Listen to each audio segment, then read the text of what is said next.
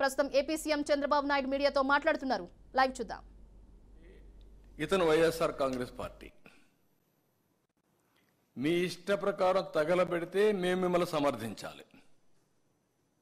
లేదు ఇలాంటి చేసి మత సామరస్యాన్ని రెచ్చగొట్టి రాజకీయ లబ్ధి మీరు పొందాలంటే మేము గమ్మునుండాలి. ఎక్కడిదండి ఇది? ఒక రాజకీయ పార్టీకి ఉండవలసిన లక్ష్యాలు మీకున్నాయా? ఆ హోందాతనం మీకుందా? మీరు రాజకీయాల్లో ఉండడానికి అర్హత ఉందా మీకు? I'm asking straight question. మీకెక్కడ ఎవడిచ్చాడు ఈ అధికారం? భక్తుల మనోభావాల్ని దెబ్బతీసే అధికారం వీళ్ళకి ఎవరిచ్చారు? మీరు వెళ్ళాలనుకున్నప్పుడు వెళ్ళండి. వెళ్ళినప్పుడు అక్కడ సాంప్రదాయాలు గౌరవించండి, రూల్స్ను పాటించండి, మీరు వెళ్ళి రండి. ఇక్కడ కూర్చొని కావాలని మళ్ళీ నెపం వేరే వాళ్ళ మీద వేయడానికి ఇష్టం లేదు. పోవడానికి అక్కడికి పోతే సంతకం పెట్టాలి. సంతకం పెట్టేది ఇష్టం లేదు. సంతకం పెట్టి కూడా దౌర్జన్యం చేయాలి. దౌర్జన్యం చేయడానికి వీలు లేదు. కాబట్టి మీ యొక్క సమస్య అది. We are very clear. నేను అదే చెప్పాను మొన్న మీకు అందరికీ. నేను ఒక చట్టం తీసుకొస్తున్నాను. ఇతర మతస్థులు ఎవరికి వెళ్ళాలన్నా ఏ మతమైనా సరే, ఒక మతం అని కాదు, ప్రార్థనా మందిరాల్లో కానీ లేకపోతే వేరే మతాల్లో చర్చిల్లో కానీ మసీదుల్లో కానీ ఎక్కడైనా సరే వాళ్లే పనిచేయాలి. వాళ్ళ సాంప్రదాయాలు మనం గౌరవించాలి. No second thoughts. వేరే మతం వాళ్ళు పోయినప్పుడు అక్కడ సాంప్రదాయాలను గౌరవించి దాని ప్రకారం నడవడుచుకోవాలని చెప్పాం. అలాంటివి చెప్తే దళితులు రానిరా, దళితులు రాని ఎవరు చెప్పారండి? ఎవరు చెప్పారు మీకు? దళితులు రాని ఎవరు చెప్పారు? దళితులు పోవడం లేదా టెంపుల్లోకి? అంటే మీరు పోకుండా మీరు పోయిన దానికి కారణం మీరు ఎత్తుక్కుంటూ కావాలని బురదేసే కార్యక్రమాన్ని చేస్తూ మీరు ఇంకొకరిని మాట్లాడడానికి మీకు అర్హత ఎక్కడ ఉందండి? Why you are talking all? అందుకే నేను చాలా స్పష్టంగా చెప్తున్నా, ఇతనికి ఒక అలవాటు అయింది రాజకీయాల్లో. ఒక క్రెడిబిలిటీ, విశ్వసనీయత లేదు. చెప్పిన తప్పే చెప్తా ఉంటాడు. నేనేదో చెప్పానంట, నేను చెప్పలా. This is the report. దేవుని భక్తుడిగా చెప్తున్నా. ఇది జరగకుండా 4 ట్యాంకర్స్ కూడా ఉపయోగించకపోయి ఉంటే నేను చాలా సంతోషపడేవాడిని. బాధపడుతున్నా, మనోవేదన చెందుతున్నా. వెంకటేశ్వర స్వామి కలియుగ దేవుడికి ఎలాంటి అపచారం ఆ గీ అయితే వాడారు. ఎక్కడ వాడారనేది ఇంకొక విషయం. గీ అయితే వాడారు. ఆ గీలో ఉందా అంటే నెక్స్ట్ వచ్చిన గీలో ఉంది. Same continuation. ఎందుకు ఇది రిజెక్ట్ చేశారు కదా అని మాట్లాడుతున్నారు. రిజెక్ట్ చేశారు. ఎందుకు రిజెక్ట్ చేశారు? అంత మునుపంతా కూడా యాక్సెప్ట్ చేశారు, వాడేశారు. ఇది ఎన్డీడీబీకి పంపించారు కాబట్టి, అక్రిడిషన్ పంపించి టెస్ట్కి పంపించారు కాబట్టి, టెస్ట్లో ప్రూవ్ అయింది కాబట్టి రిజెక్ట్ చేశారు. ఇంత మునుపు చేయలేదా అంటే చేయలేదు. అడల్టరేషన్ టెస్ట్లే లేవు అక్కడ. ఇప్పుడు పెడుతున్నాం world class testing equipment, laboratories అన్ని పెడతాం. అందరితో మాట్లాడతా, దేశంలో ఉండే ఎక్స్పర్ట్స్ అందరితో మాట్లాడి purity is important, sanctity is important, పవిత్రత. ఆ పవిత్రత కోసం ఏమేం చర్యలు తీసుకోవాలో చెక్స్ అండ్ బ్యాలెన్స్ అన్ని పెడతాం. ఎలాంటి అపవిత్రమైన కార్యక్రమం వెంకటేశ్వర స్వామి సన్నిధిలో జరగకుండా, వారి ఆర్గనైజేషన్లో జరగకుండా కాపాడే బాధ్యత ట్రస్టీగా మనందరి బాధ్యత.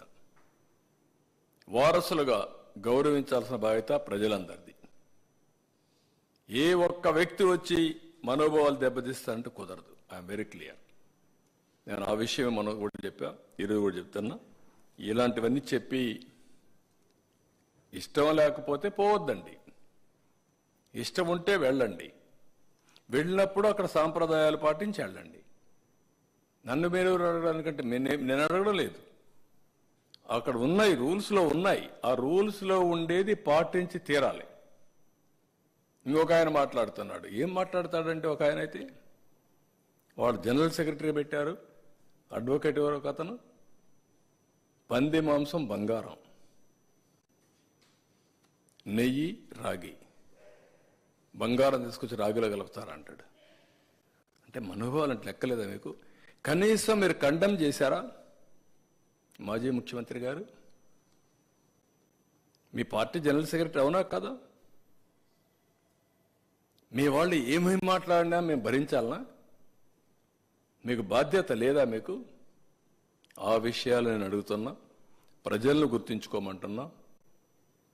ఎట్టి పరిస్థితిలో వెంకటేశ్వర స్వామి సన్నిధిలో కానీ, వెంకటేశ్వర స్వామి టీటీడీ ఆధ్వర్యంలో నడిపే వ్యవస్థల్లో కానీ అపవిత్రం జరపకుండా కాపాడే బాధ్యత మేము తీసుకుంటాం. చాలా గట్టిగా ఉంటాం, దాంట్లో ఎక్కడా రాజీ లేదు.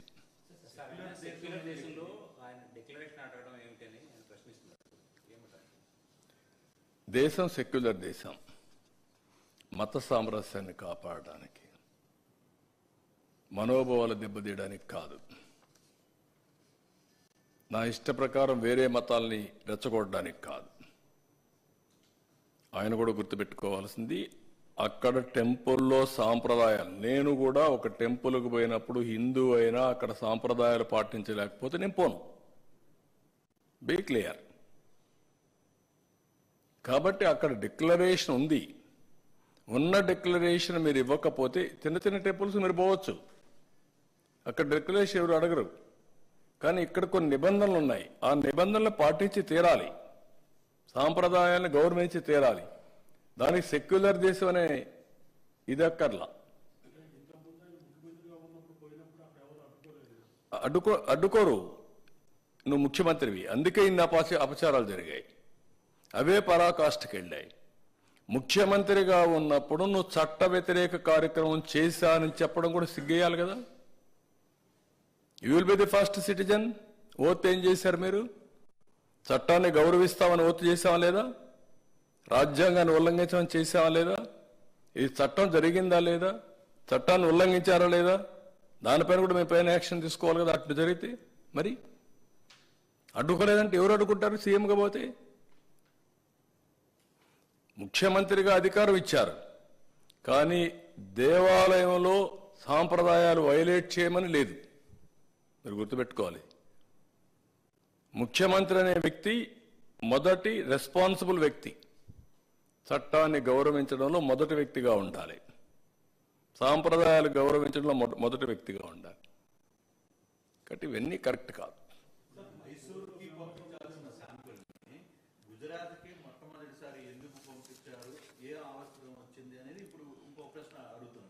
ఎప్పుడు మైసూరుకు పంపించారు? ఎప్పుడు పంపలా. మైసూరుకు పంపలా, గుజరాత్కు పంపలా. NABL టెస్టింగ్ చేయించను దాంట్లో. మనం ఎందుకు చేయలేదో మనం కోసం చేసుకోవాలి. మన దగ్గరుండే దాంట్లో మామూలు టెస్టులన్నీ ఉన్నాయి, మొత్తం అంతా ఎక్స్ప్లెయిన్ చేశారు మీకు. కానీ NABL అక్రిడేషన్ టెస్ట్ లేదు, దాంట్లో అడల్టరేషన్ టెస్ట్ లేదు. ఎప్పుడైతే డౌట్ వస్తే అడల్టరేషన్ టెస్ట్కి పంపించని కాంట్రాక్ట్లో ఉంది, అది ఈయన ఈవో ఉపయోగించాడు. మీరెందుకు చేయలేదు ప్రభు? ఏదో సింపుల్గా రిజెక్ట్ చేశామంటే కొన్ని పంపించారు, కొన్ని వాడేశారు. అడల్టరేషన్ ఎప్పుడు చూడలేదు కదా. మరి అంటే దాన్ని కూడా మభ్యపెట్టి మాట్లాడడం ఏంటి? అడల్టరేషన్ టెస్ట్ టీటీడీలో ఉందా? ఆ వ్యవస్థ లేనప్పుడు వీఆర్ టాకింగ్. అన్ని టెస్టులు చేస్తున్నారు, 14 సార్లు చేశాం, 18 సార్లు చేశాం. ఏం టెస్టులు చేశారు మీరు? అక్కడ లేని లేదా ఎక్విప్మెంట్? కానీ మొన్నటి జరిగింది ఏంటంటే, దేవుని పైన భక్తి భావంతో, భయంతో, ప్యూరిటీ ఆఫ్ గీయ కాకుండా సేవలు కూడా స్వచ్ఛందంగా చేశారు, సేవాభావంతో చేశారు. కాబట్టి ఇలాంటి బయటపడలేదు. ఇప్పుడు విచ్చలవిడితనం వచ్చింది. ఆ విచ్చలవిడితనం వచ్చే ఇలాంటి సమస్యలు వచ్చాయి. అది ఆయన చెప్పాలా. ఇప్పుడు 2 ఆస్పెక్ట్స్, ఆయన కాంట్రడిక్షన్ ఆయన చెప్పుకుంటున్నాడు. నేను అడిగే స్ట్రైట్ క్వశ్చన్, మీరు రాత్రిలో బైబిల్ చదువుకుంటానంటారు, ఓకే, తప్పులేదంట, నేను తప్పు పట్టను. That is your right. Day time చదువుకోవచ్చండి, ఇది రాత్రి చదవడం ఓకే. క్రిస్టియన్ ఒప్పుకున్నాక అక్కడ డిక్లరేషన్ ఏమంటున్నాం, ఎందుకు ఇవ్వు అని అడుగుతున్నాం. అంటే మీరు ప్రజల మనోభావాలని దెబ్బతీసే విధంగా ప్రవర్తించే హక్కు మీకు ఎవరు ఇచ్చారంటున్నాను నేను అంతవరకే. టీటీడీలో వేలాది మంది భక్తులు వస్తుంటారు, అన్ని కులాల మతాల వాళ్ళు కూడా ఇప్పుడు ఈ డిక్లరేషన్ అనేది వచ్చిన తర్వాత రేపటి నుంచి అన్యమతస్తులు ఎవరైనా టెంపుల్లోకి వస్తే వాళ్ళందరి చేత డిక్లరేషన్ చేయించాల్సిన పరిస్థితి ఉంటుంది. అది ఉంటుంది. అది ఎలా ఐడెంటిఫై చేస్తారు? నోన్ పర్సన్స్ ఎవరైనా వస్తే వాళ్ళు కంపల్సరీ చేయాలి. అన్నోన్ తెలియకుండా పోతే ఎవరేం చేయలేరు. ఐడెంటిఫై చేసే వ్యవస్థ మన దగ్గర లేదు కాబట్టి వాళ్ళు వెళ్తే అది వేరే. కానీ వెంకటేశ్వర స్వామి దగ్గరికి వచ్చిన వేరే మతస్థులు అయితే నోన్ పర్సన్స్ ఉంటే they have to sign, nothing wrong in it.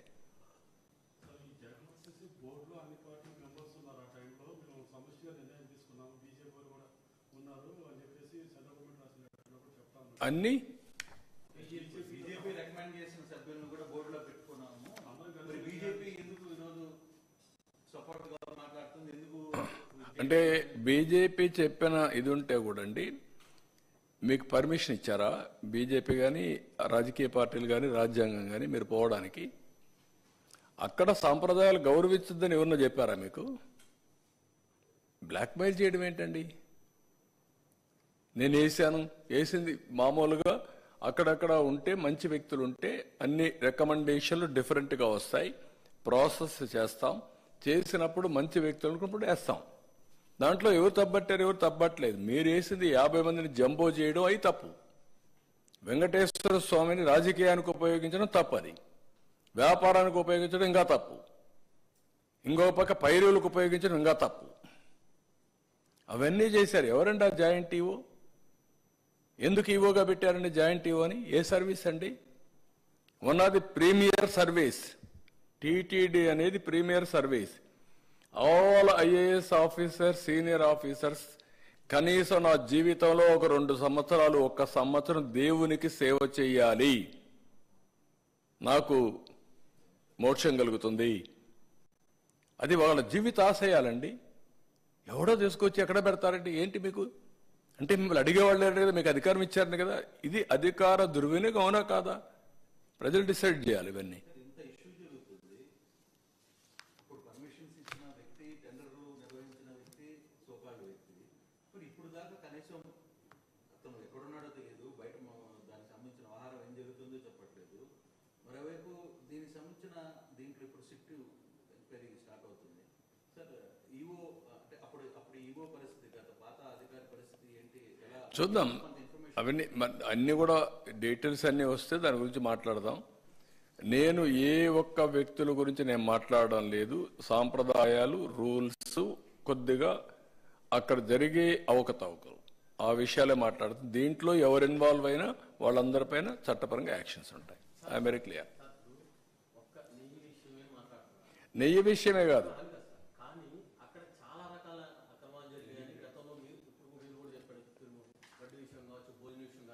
కానీ ఇవన్నీ చేసిన దాంట్లో చాలా మంది హస్తం ఉంది. మరి వాళ్ళందరి మీద ఎలాంటి చర్యలు?